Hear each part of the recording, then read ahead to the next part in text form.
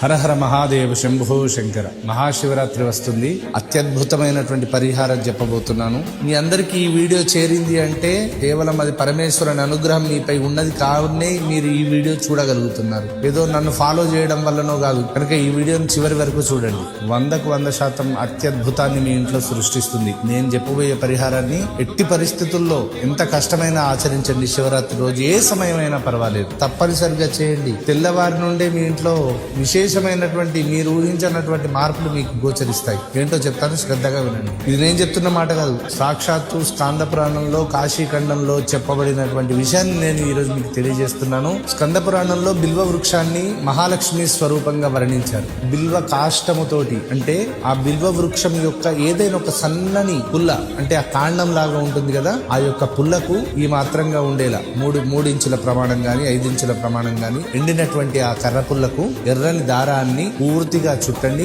అది ఒక ప్రమిదలో పెట్టండి. ఆ పుల్లను, ఆ పుల్ల ఆగడానికి దాని చుట్టూరుగా ధాన్యాన్ని, బియ్యాన్ని పోయండి. లేదా ఏదైనా విడల్పైనటువంటి కంచు పాత్ర గాని లేదా కలశంలో అయినా పర్వాలేదు. ఆ పుల్లని ఇలా నిలువుగా పెట్టి దాని చుట్టూరుగా బియ్యం పోసి దాంట్లో దీపారాధనకు వాడే నెయ్యి గాని నువ్వుల నూనెతోటి గాని దీపారాధన చెయ్యండి.